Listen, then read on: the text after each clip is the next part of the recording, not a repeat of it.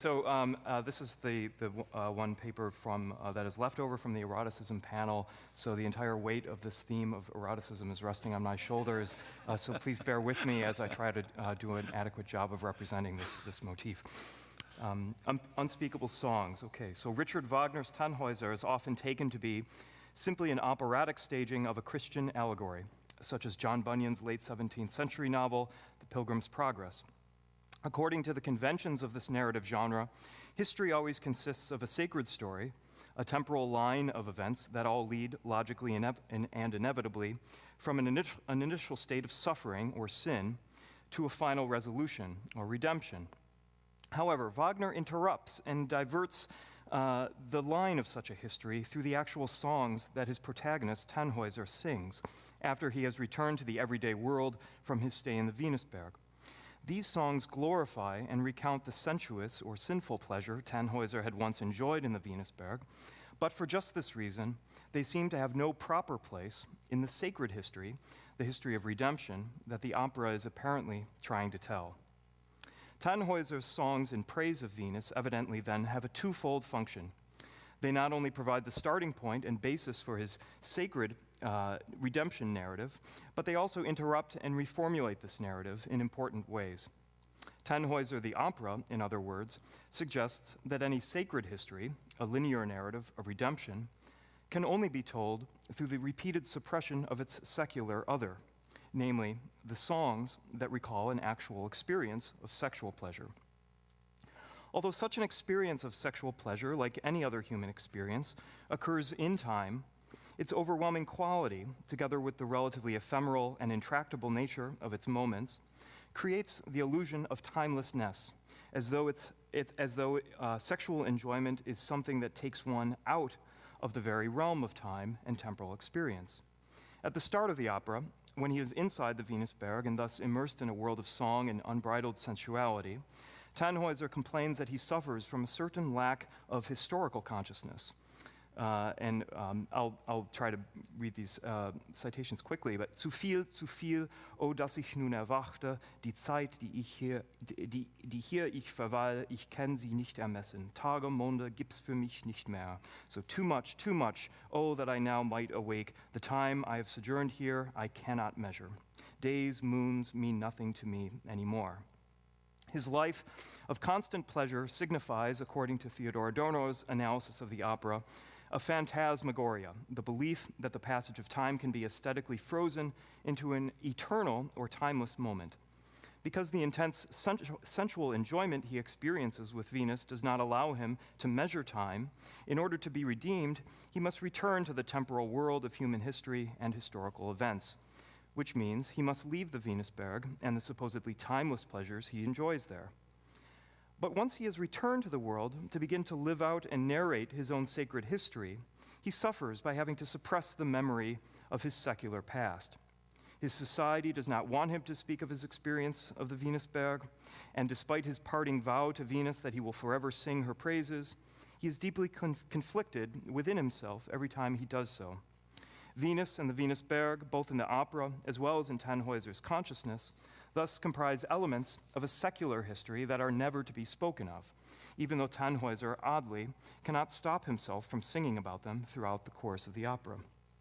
It is indeed easy, even tempting, to interpret the opera then as nothing more than a Manichaean conflict between a notion of the flesh that must be disparaged in opposition to the spirit that must be preserved in its purity.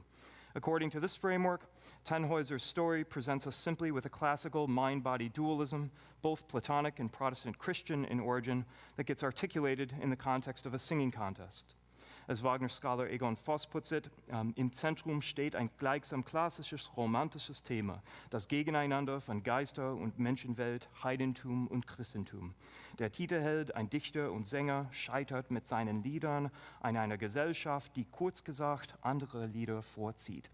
In the center, there's, as it were, a kind of classical romantic theme, the opposition between the spiritual and the human world, between paganism and Christianity. The protagonist, poet and singer, fails to satisfy the society that he lives in because they just like other songs.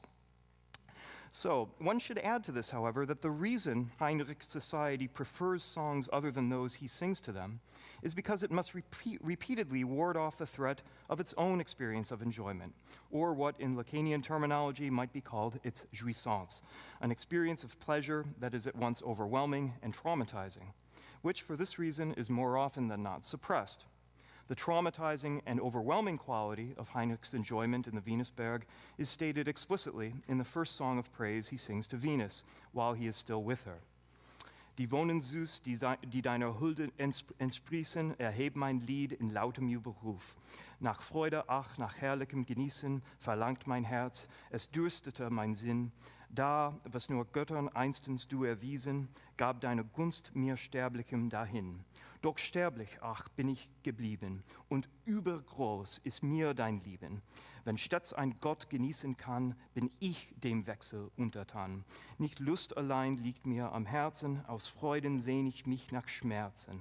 Aus deinem Reiche muss ich fliehen, O Königin, Göttin, lass mich ziehen. May the sweet delight sprung from your favor raise my song up in a loud cry of jubilation. My heart yearned, oh, my senses thirsted after pleasure, after delicious gratification. That which once you rendered to the gods alone, you graciously bestowed upon me, a mortal. But mortal, oh, I have remained, and your loving is too huge for me. Though a god may incessantly savor enjoyment, I am subject to change. Not pleasure alone lies close to my heart. In the midst of joy, I crave after pain. From your kingdom I must fly. O queen, goddess, let me go. So much like Heinrich himself, Heinrich's society feels itself compelled, paradoxically, to produce and take pleasure in a kind of music that will effectively silence or cut short the specific type of pleasure that attends the experience of musical enjoyment. This is because, in a greater or lesser degree, each of the members of that society recognize that musical enjoyment can sometimes, and often does, connote sexual enjoyment. Of all the characters in the opera, Heinrich and Elizabeth are most conscious of this fact, which explains why their response to musical forms of enjoyment is so strongly marked by ambivalence and emotional conflict. So to return for a moment to the very first words of the opera, the Song of the Sirens in Act 1, makes immediately present to us the Venusberg as a utopia, outside or beyond the realm of time. So the opening words of the opera are naht euch dem Strande, naht euch dem Lande, wo in den Armen glühender Liebe selig erwarmen still eure Triebe. Draw near the strand, approach the land, where in the arms of glowing love, let blissful warmth content your desires. Interesting translation of desires as Triebe, the Freudian sort of word for, to suggest sexuality.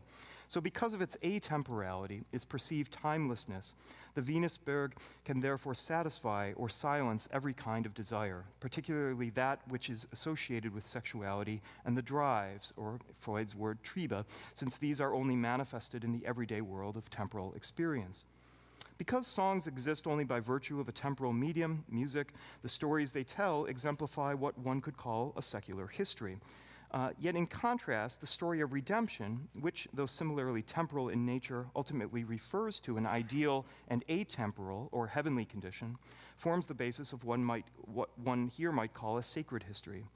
Therefore, to sing songs about the timeless Venusberg, where our incessant Triebe and desires find rest within the temporal context of a redemption narrative that is structurally identical to an unfulfilled sexual longing, can only cause confusion. I'm sorry for that long sentence, confusing, but on our part, as well as for Tannhäuser and the other members of the operatic or fictional audience for his songs. While he is still in the Venusberg, Tannhäuser is strangely confident that he can live in freedom in the world among his peers and at the same time sustain his devotion to Venus by singing her praises in every song he sings. I'll just read the English translation in the interest of time here.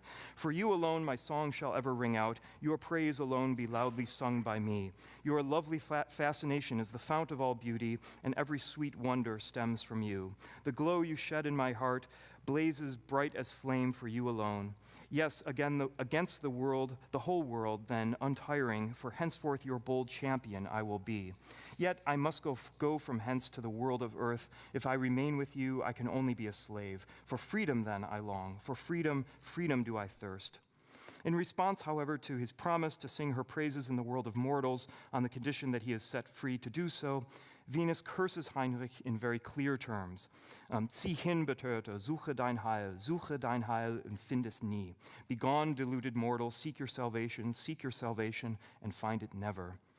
Note here how, through the wording of this curse, Venus effectively equates the desire for redemption with the desire for sexual satisfaction on the basis of their shared temporal structure. If salvation indeed cannot be found in the everyday temporal world of mortals, then it is structurally identical to that same sexual desire that initially drove Heinrich to the Venusberg in search of peace and fulfillment. Venus reminds him of exactly this fact. Nie ist Ruhe dir beschieden, nie findest du Frieden. Kehr wieder mir, suchst einst du dein Heil. Repose will never be your lot, neither will you find peace. Come again to me, if sometime you should seek your salvation.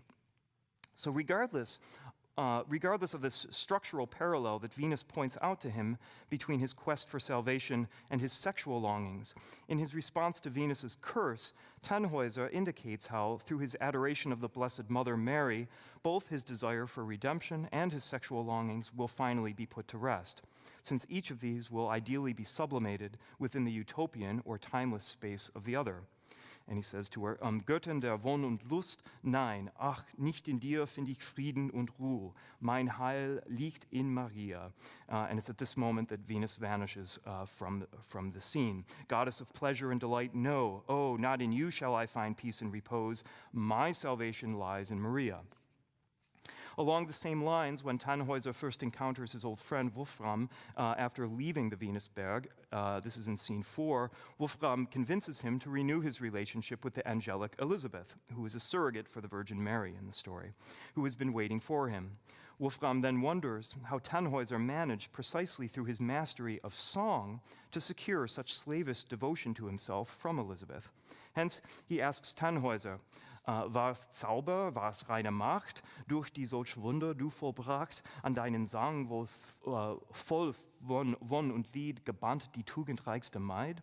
Was it by magic or by pure might that you achieved the miracle of captivating the most virtuous of maids by your singing filled with joy and sorrow?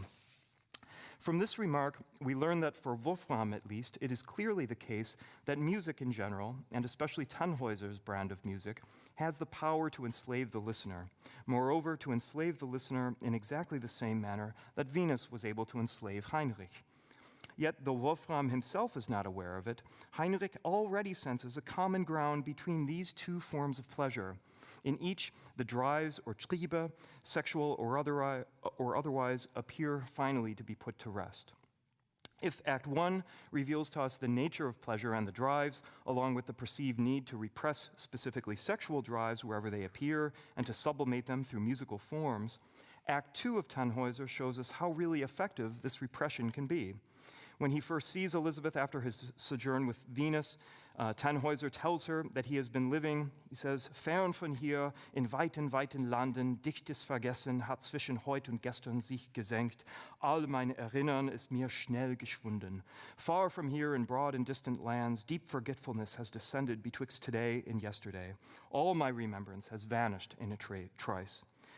As if she is explicitly trying to trigger his, quote, forgotten, I would put in quotes, forgotten memories, because I think these are repressed memories of musical enjoyment, Elizabeth proceeds to draw him out with a series of reminiscences that seem calculated to stir Heinrich's repressed longings for herself. She tells him she says, der Sänger klugen Weisen lauscht ich sonst wohl gern und viel. Ihr Singen und ihr Preisen schien mir ein holdes Spiel. Doch welch ein seltsam neues Leben rief euer Lied mir in die Brust. Bald wollt es mich wie Schmerz durchbeben, bald drang's in mich wie jähe Lust. Gefühle, die ich nie empfunden, Verlangen, das ich nie gekannt, was sonst mir lieblich war, verschwunden, vor Wonnen, die noch nie genannt. To the minstrels' lays I used to listen often with great pleasure. Their singing and their praise seemed to me a pleasant show. But what a strange new life your song conjured up in my breast. Now it would thrill through me like pain, now penetrate me like sudden joy. Emotions I had never experienced, longings I had never known. That which once was dear to me vanished before a bliss nameless heretofore. Elizabeth's statement here clearly indicates that the pleasure she once derived from Tannhäuser's songs are, in their turn, structurally identical to the overwhelming, traumatizing, and even paralyzing pleasure that Tannhäuser experienced in the Venusberg. Nevertheless, though their drives may eventually lead each of them separately to the same experience of a terrifying enjoyment, it is Tannhäuser and not Elizabeth who is expected to atone for this experience. But why should this be the case? That is, why is it that Tannhäuser, rather than the virginal Elizabeth, is the one who must redeem himself by repressing his drives once and for all? The reason Tannhäuser is condemned for his experience of enjoyment, I want to suggest, is that while Elizabeth is praised for the supposed sincerity of hers, is because he uses his experience deliberately to interrupt and undermine the public discourse on the purity of love that the Landgrave has commissioned from the singers at the competition. In his command to the singers, the Landgrave admits how, this is just the English command that he gives to them, that which brought him Heinrich back again among us appears to me a wondrous mystery. Through the art of song you shall reveal it to us. Therefore I put the question to you now. Could you fathom the true essence of love for me? This is his sort of commission to all the singers. Wolfram and Biederhoff attempt to outdo each other in extolling the ideal nature of love, the purity of its intentions and effects, and the sacred quality of its presence among humans. But Tannhäuser, interrupting them, discloses for them exactly what such a discourse of romantic love is designed to cover up, namely that a full experience of love is equal parts sensual and spiritual. And these are his responses. I'll give you the English for this. O Wolfram, you who have sung thus have woefully misrepresented love. If you languish so fearfully, the world would come to an end, forsooth. And then he says to Biederhoff, Ha, foolish boaster Biederhoff, do you sing of love, surly wolf? It's certain you cannot have meant that which seems fraught with delight to me. Poor thing, what then have you enjoyed? Your life has not been rich in love, and that which gave rise to pleasure in you is truly not worth a blow. After chastising his friends for the hypocrisy and prudery of their romantic notions, Tannhäuser at last has the opportunity to fulfill the promise he made to Venus. To thee, goddess of love, shall my song ring out. Now let thy praise be sung aloud by me. Thy honeyed fascination is fount of all beauty, and every sweet wonder stems from thee. That man who has held thee locked in passionate embrace knows what love is, and he alone. Poor creatures who have never enjoyed her love, fare hence into the Venusberg. When such an outburst of unrestrained admiration for the real thing, I put in quotes here, the real thing he's describing to them, the pleasure he experienced with Venus, when this kind of outburst of emotion is met with horror and fury among Heinrich's audience, Elizabeth intervenes to explain to all how deeply she was injured by Heinrich. But it is important to note how her account of the pain she suffered by Heinrich's actions does not reveal what exactly provoked it in the first place. She exclaims to the crowd, Zurück, des Todes achte ich sonst nicht. Was ist die Wunde eures Eisens gegen den Todesstoß, den ich von ihm empfing? Seht mich, die Jungfrau, deren Blüte mit einem jähen Schlage erbrach, die ihn geliebt tief im Gemüte, der jubelnd er das Herz zerstach. Back I take no heed else of death. What is the wound dealt by your swords to the death blow I received from him? Behold me, the maid whom he destroyed, with one swift blow in the flower of her youth, who loved him deep in her soul, and whose heart he pierced exulting. We are left to guess what exactly it was that destroyed Elizabeth in the flower of her youth.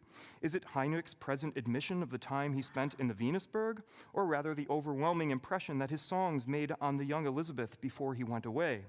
Does it really make a difference in the end how or when her heart was pierced? To recap, then, Wagner's opera is asking us to re-examine Tannhäuser's particular experience of history and to recognize that his supposedly sacred history implies a wholly different type of secular narrative technique. The story of Tannhäuser's personal experience in the Venusberg, which forms a key element and starting point of his redemption narrative, is told precisely through songs. Yet these songs, because they signal the unwanted intrusion of sexual enjoyment into Tannhäuser's efforts to atone for his sins, must be constantly repressed or driven out of memory by the characters in the opera, such as Elizabeth. In other words, the musical expression and narrativization of sexual enjoyment must be cut short, if not entirely foreclosed, for the sake of ensuring the coherence and legibility of Tannhäuser's sacred redemption narrative.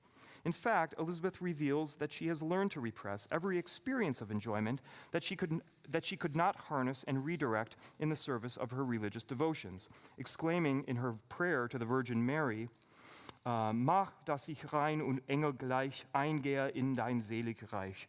Wenn je in tögem Wahn befangen mein Herz sich abgewandt von dir, wenn je ein sündiges Verlangen, ein weltlich Sehnen keimt in mir, so rang ich unter 1000 Schmerzen, dass ich es töte in meinem Herzen. Make me pure and angel-like, enter into thy blessed realm. If ever engrossed in foolish fancies my heart did stray from thee, if ever a sinful longing, a worldly yearning did spring up within me, I wrestled then beneath 1,000 smarts to kill it in my heart.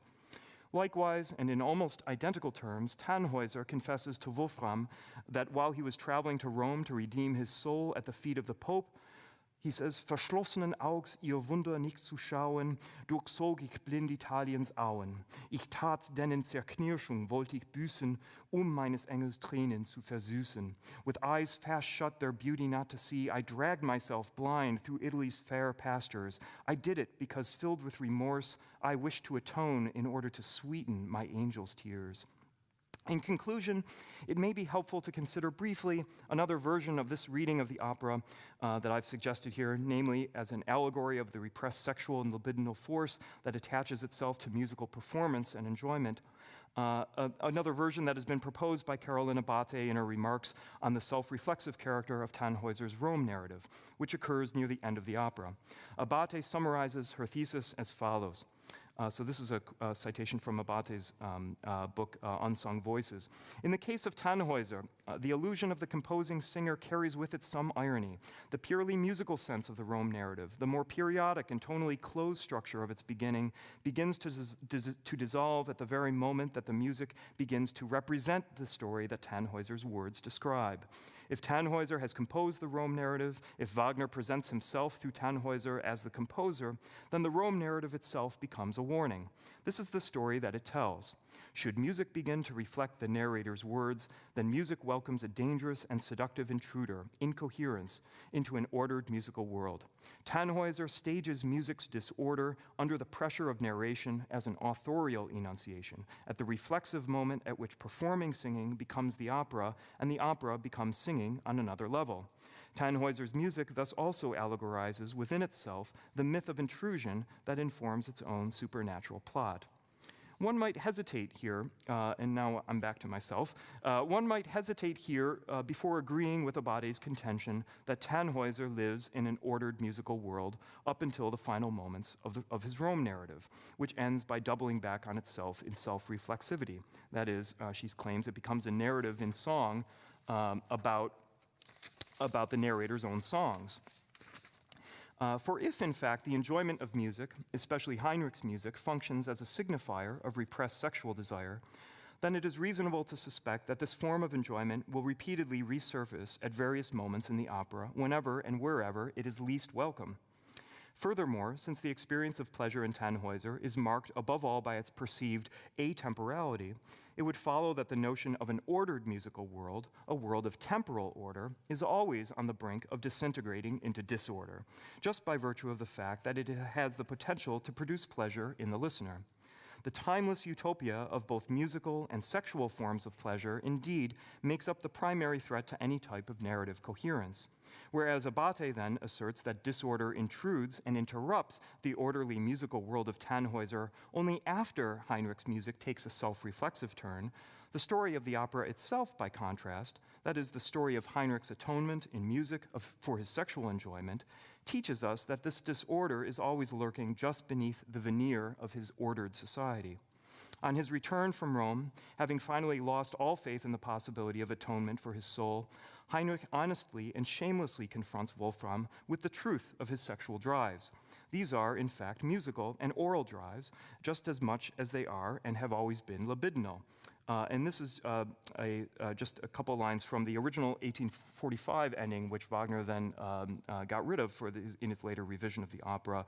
And I just have the German here for this, where Heinrich says to Wolfram, Nun wandre ich Tag und Nacht, den holden Berg zu finden, die süßen Töne zu vernehmen, die mich das erste Mal so zaubertrunken geleitet in das Reich der Freude und Lust. If you notice the emphasis on tones and hearing and perception of the sounds, it's much more pronounced in this earlier version of the libretto. Heinrich's songs, then, do not need first to become self-reflexive in order to admit the dangerous and seductive intruder of disorder into his redemption narrative. That possibility is there from the start, from the moment he promises Venus in song that he will sing her praises for the rest of his life outside the Venusberg. His redemption, insofar as it drives himself and others around him to acts of self-expression through song, would thus be most fully realized only in his return, once and for all, to the Venusberg and to the loving embrace of Venus, or, in other words, to die in his adoration of Elizabeth. Thank you.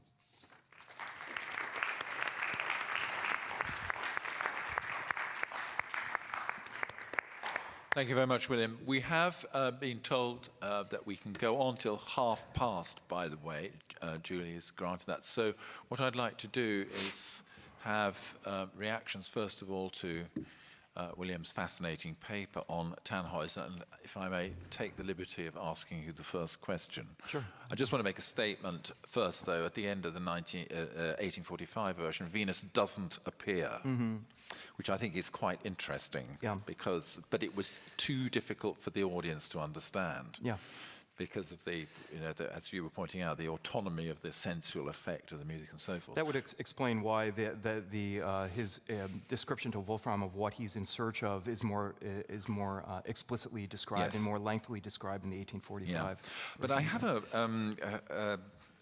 a trickier question in some ways, because obviously you are reading this very much from the text, and you even said at one point, Venus says, Tannhäuser says, but of course they are singing, and this leads to the question of whether the music really can carry this complex conception. For example, the song that Tannhäuser sings to Venus is conceived dialectically, and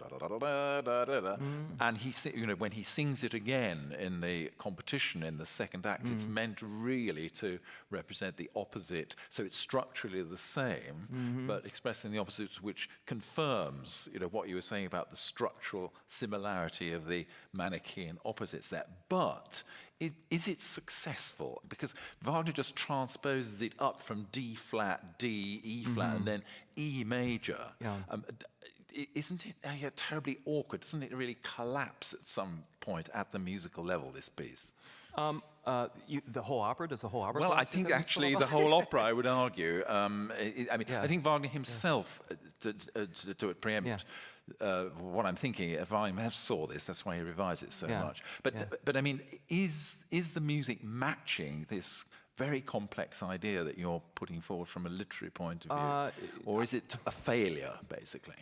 I don't see why it's necessary to choose between those two extreme kind of options. I would also, just in interest of full disclosure, I should say that Tannhäuser is not one of my favorite Wagner operas. I don't find the music all that interesting, although there are moments that... That's what I thought, well, I don't think I'm the only person in the room who feels this way. Well, I agree with you. But I find that the opera itself, as this perpetual sort of fragment of a piece that's perpetually being revised and rethought, makes it one of the more interesting operas for me personally. It's a brilliant conception. Yeah, and I think that he's wrestling with the kinds of ideas in the relationship between performance, song, and sexuality and repression that he hasn't been able to actually fully work out yet. And this is one of the reasons why the opera he's never quite satisfied with it. But is he counting though on the difficulty of singing that song? It's hugely difficult to sing as a factor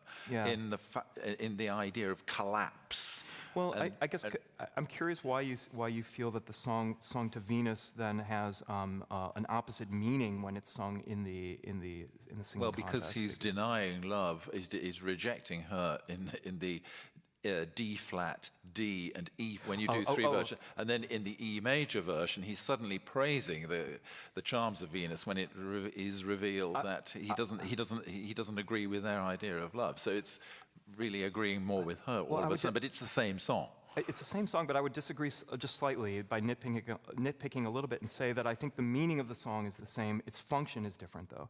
Its function when he's singing it to Venus is as an escape sort of mechanism, right? He's trying to free himself from this enslavement, and that's exactly what, the opposite sort of has the opposite function. He's telling the people in the other singers that that's where they should go.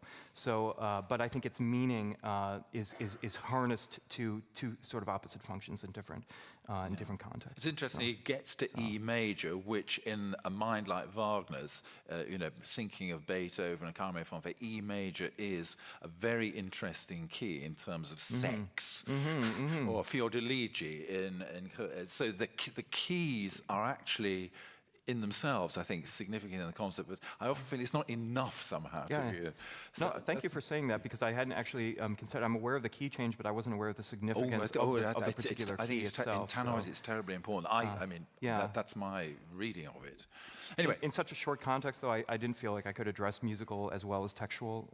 We've got two people answering a question there. Who was first? Be honest. Okay, you and then you first, and then.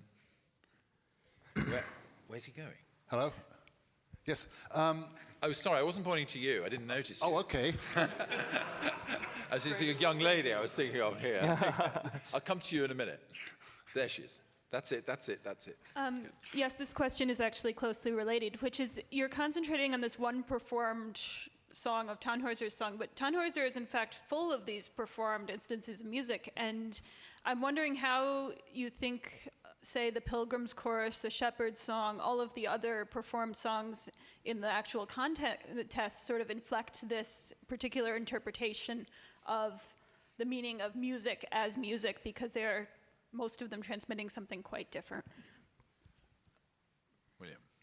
That's a great question, and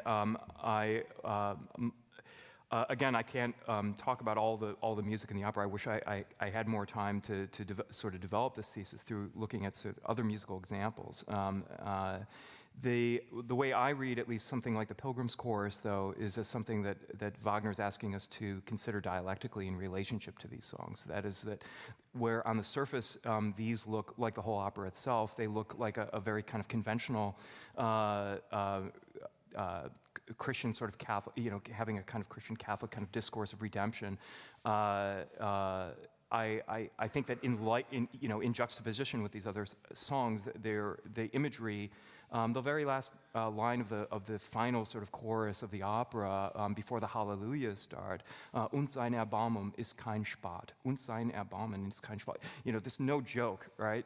What we're talking about here is itself, I think, that's not the kind of thing you find in a hymnal or in a sort of a church hymn, and yet it's not the exact kind of wording you would find, and so I think that. If I had time to sort of talk about the rest of the music, I would like to sort of consider how their meanings are being revised in light of these songs in praise of Venus. I think we mustn't forget that at this time Wagner was working in the Frauenkirche in Dresden and with the Catholic ritual, and this always smacks to me of the transition from Mardi Gras, Faschingsdienstag to Ash Wednesday, where the Catholic Church allows you to kick over the traces and then demands on the following morning that you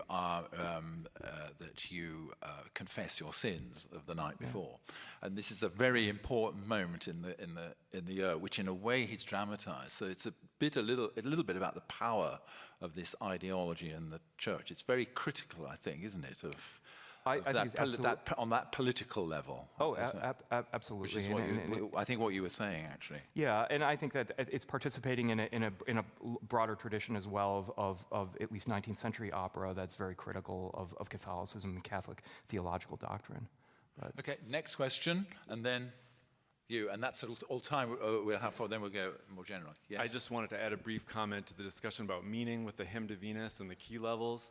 I do find this a sort of clunky, puerile attempt at getting at the meaning of what Tannhäuser's singing, but it's interesting from the perspective of tonality. If we think about some of the classifications that Bob Bailey set forth, that we have this chromatic rise, this expressive rise, if you will, that Tannhäuser is getting increasingly impassioned each time he tries to break free from Venus, and she draws him back in, and he tries again. But the level he reaches when he's finally successful is E flat, the key of salvation for the opera. And that when he sings the song in the song contest, it's in E major, which is the Venusberg key, this key of pagan sensuality and damnation, if you will. So there is, I think, a kind of expressive and associative tonality that Wagner is groping towards here with this meaning that this may be a little bit more interesting than we're going to give it credit for if we just say, it just goes up by half steps. I agree, it's clunky. That's the problem. And I wasn't trying to suggest that this is the case. Okay. At the top there. Yes, I really have to admire you for taking on Wagner's most treacherous opera. But I think you've made a very good account of it. But one thing you might talk about, this puzzled me. When we've had the great sort of confrontation between Tannhäuser and all the rest who are absolutely appalled at what's been going on, suddenly, and maybe this account of moving from whatever it is, Mardi Gras to Ash Wednesday, maybe this does take account of it. But how do you account for Tannhäuser suddenly renouncing what he has done and doing it in the most pleasing, in fact over-pleasing Italian melody? It seems to me there's a real contradiction there, and I've never been able to quite understand sort of how we get from the middle of Act 2 to the end of Act 2, because we've never really been prepared for this moment where Tannhäuser, as it were, breaks and suddenly gives it all over to the Landgrave and to the forces of bourgeois respectability. Do you have an answer to that, William? That's, I'd have to think about that. That's an interesting point, and I guess my first response, and this is just sort of intuitive kind of response to that, is that it's easy to explain these kind of sudden transitions or these sudden changes of character in light of the fact that he's a pretty confused and repressed guy, and so he makes it's an example of a New Year's resolution, for example, or a Lenten kind of yes, it's Lenten.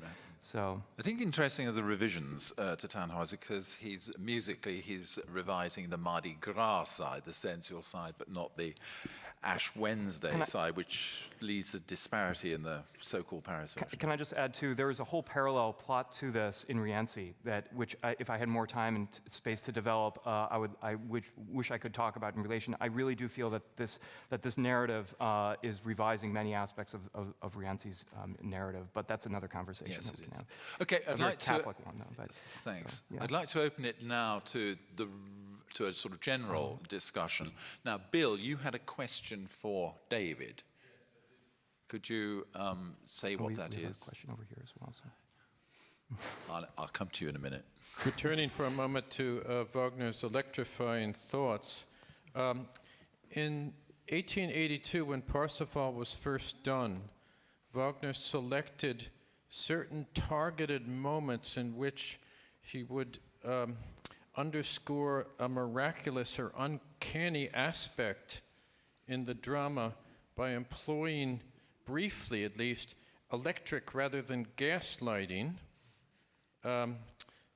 striking moments in that regard were Kundry's appearance before Parsifal in Act 2 and the illumination of the Grail at the very end when Parsifal appears as Redeemer. Now, this use of electric lighting then is clearly a device that was historically dependent. It wouldn't have had that impact even a relatively short period thereafter, but it was a novelty in 1882. Therefore, it seems to me to illustrate Wagner's search for such fresh, novel approaches, in this case electricity itself, in connection with the depiction of the miraculous. And then interesting in this regard, at the very end of the work, is the way that Wagner toyed repeatedly, as the sources show, with the notion that when the Grail is revealed by Parsifal, it would have the effect of a revival of Titurel, who of course had died, and there was a whole big funeral procession. But in the end, he didn't use this, but this would be, would it not, your galvanized corpse. So I just wanted to know. Is that the question? Is this a galvanized corpse? So I just wanted David, to know if any of this is relevant to your thoughts. Is this the galvanized corpse? What I think this is that's an excellent illustration of the kind of interpretive directions that this historical knowledge can lead us to. I think you're absolutely right to highlight the use of electricity in the theatre. In this case, Gundula Kreuzer's recent piece on the use of locomotives to generate steam, for example, the stage effects, is also indicative of the way I think that this sort of pragmatist within Wagner in all matters of stagecraft was driving him forward to explore the potential of new technologies. And that, I think, leads us to the interesting topic of, just how much did he know about this stuff, and what were his sources.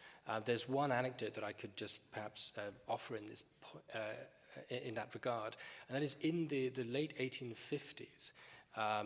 There's a mention in Mein Leben it's a retrospective mention of an argument that Wagner had with, and I hope I'm remembering this name correctly. It was a civil servant who had a medical degree called Jakob Sulzer, I think, and I do hope that's correct, but we may check that. Anyway, the argument went along the lines that Wagner had been pontificating about the healthy benefits of drinking water and the detriments of drinking alcohol. And Sulzer was coming back at him and saying, well, how do you possibly know this? Because you don't have any medical degree and you've never entered a laboratory in your life and you don't understand.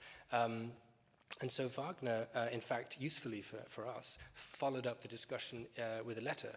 And in the letter, he complains and saying, well, if you follow that logic, then what you're saying is, well, I would need to read the entire Bible before I'm able to pray to God, or I'd need to read Hegel's Aesthetic, which he references specifically, before I make any pronouncements about art. And so I think there's a certain cavalier attitude towards scientific innovation. But that isn't to say that, of course, he wasn't curious about it. And I think that he was very much. And I think that's, obviously, what you say about Tito is a great illustration of where we can go with that. Is that the Jakob Sulzer who was his Swiss friend who got him his Swiss passport? Is it? That's right, yeah. Coming back to the electricity thing, it's interesting that Wagner used it in 1876, shining an electric light on the gold in Rheingold when Alberich curses the gold. In fact, one of the few illustrations we have, it's a very grotty illustration, is of this beam coming through. Now, I think what's interesting is that people complained about this, and Wagner didn't think it was good because it showed up the inadequacy of the gas lighting. And so they decided not to use it further in that production. It may be that by the time of Parsifal they improved the balance between the two. But we have two technologies here fighting with each other, gas and electric lighting. This is the interesting paradox. And I think Wagner was perfectly aware that he wanted the progressive electric lighting, but in reality it turned out to be disconcerting, shall we say, because it showed up the inadequacy of the rest. I know.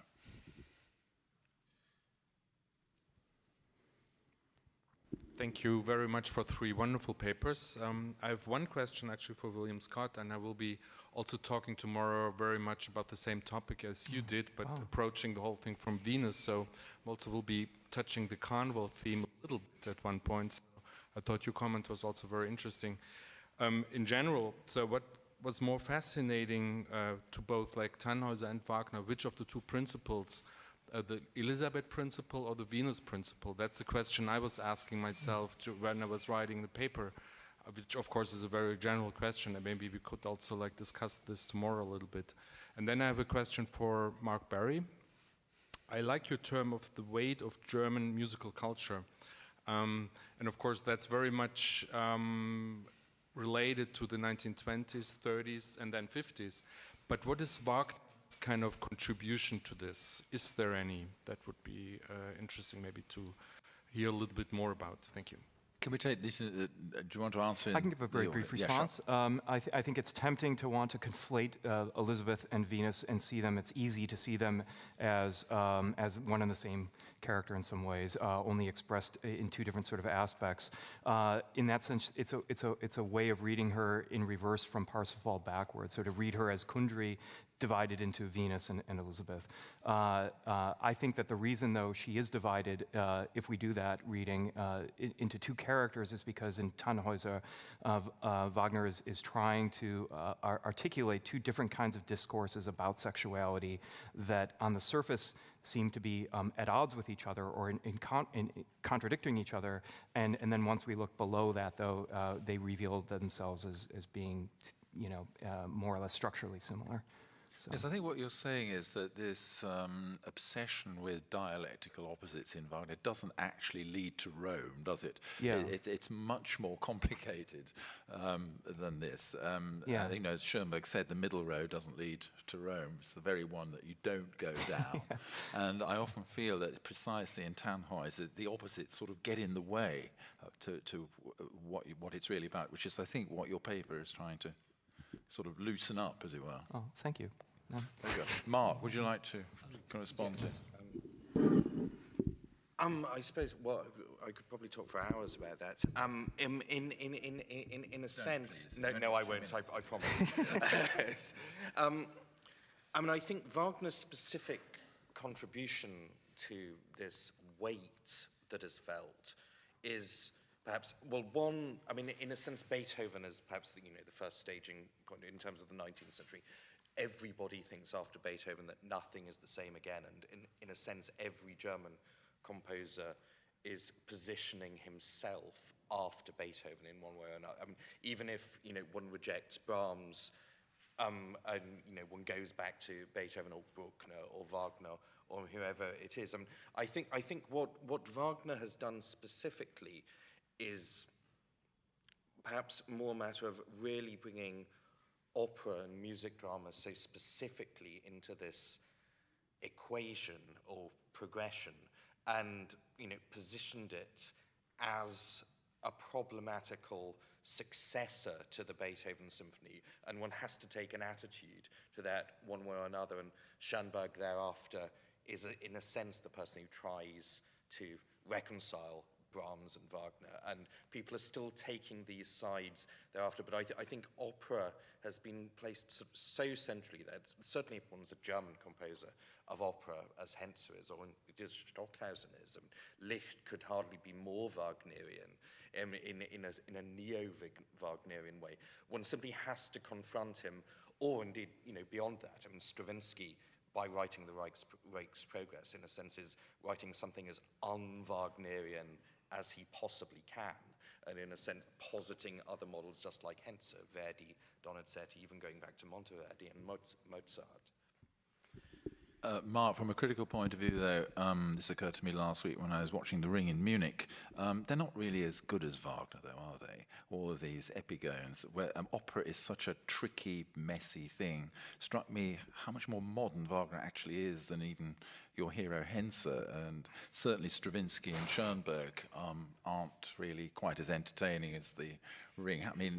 The evaluation, the thing about Wagner is that the more you talk about, the better he gets, compared to these, little people who came after him. I'm not sure. That's deliberately provocative. Yes. I'm not sure I consider the composer of Wozzeck and Lulu to be a minor. Yeah. I didn't mention Berg.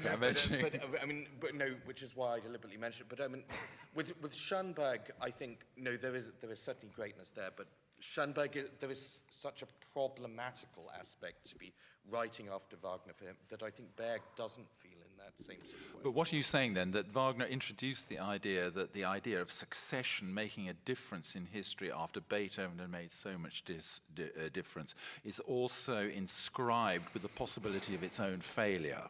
Because I think that's what is interesting about Wagner. There's the possibility of failure is part of the idea of the renewal, and that is certainly true of Schoenberg, and I would argue about Henze. I think that's what you're saying. Yes, exactly. And I suppose, Wagner himself, I think it was you who first pointed this out to me, is continually following on one work from another, in a sense, actually picking up on what he perceives as his own failures. I mean sort of Siegfried's Tod, after all, starts with, as it were, the swan from Lohengrin, in a sense, picturing rather neatly. I went as far as I could in Lohengrin. Now I'm going to try and do something better. Yes, and Parsifal is the fifth opera of the Ring, etc., etc. Good. I think that's we're already at 20 to 1, and I can see the conference is really beginning to take off now. I just want to thank the speakers today for three really fascinating papers, and thank you very much for listening.